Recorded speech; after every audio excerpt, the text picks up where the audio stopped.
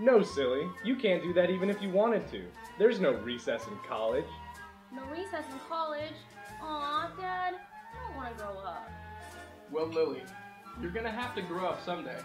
And besides, Dennis here is probably so busy with his studying that he wouldn't have time for recess anyway. How about that, Dennis?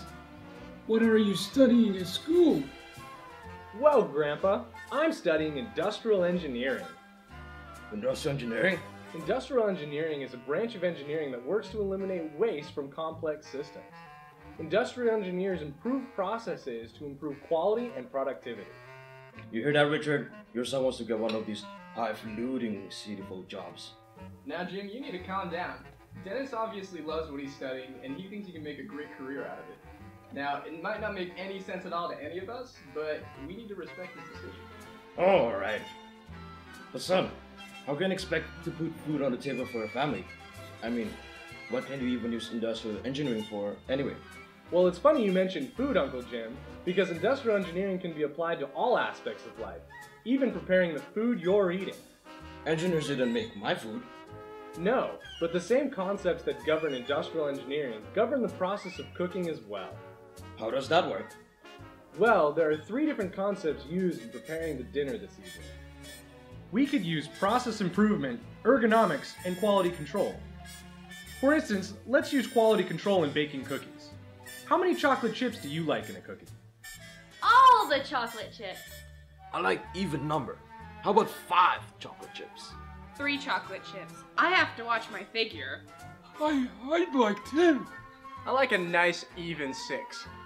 So 6 is the average customer requirement for chocolate chips per cookie, ignoring Lily as an outlier. As everyone knows, a typical bag holds 300 chocolate chips. That means we can make 50 cookies per bag, and Mom knows how much to get from Bob the grocer. Now, if we count the number of chocolate chips that is in every cookie, and record the average of each sample on this control chart, we can conclude whether or not the process is in control. You might ask, why is this important, Dennis? Why is this important, Dennis? Well, as we record the averages, someone can see if the number of chips falls out of control, above or below the control limits. If we put too many chips, we won't have enough for later batches. If we have too few chips, then we take the chip out of chocolate chip cookies. Wow, what other concepts do you use? We use ergonomics too. Ergonomics is the goal of preventing injuries and illness by fitting the workplace to the worker. My wrist sure hurt after mixing all this cookie dough with a wooden spoon.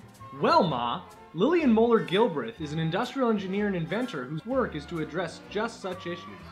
Her innovative ideas such as refrigerator door shelves, foot pedal trash cans, and even futuristic electronical mixers will be used to improve kitchens worldwide.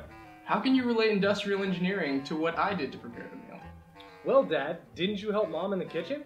You're darn right I did. With a little process improvement, we could get all the food to the table at the right temperature and even have warm cookies for dessert.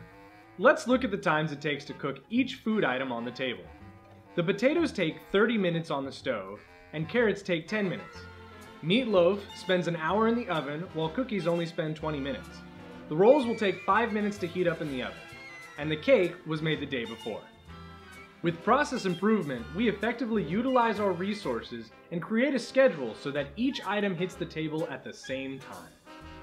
And that is how you use industrial engineering to make a birthday dinner. Ah. I didn't realize that being a chef is so complicated. Grandpa, did you just miss everything I just explained? I didn't have my hearing aid turned on. Grandpa!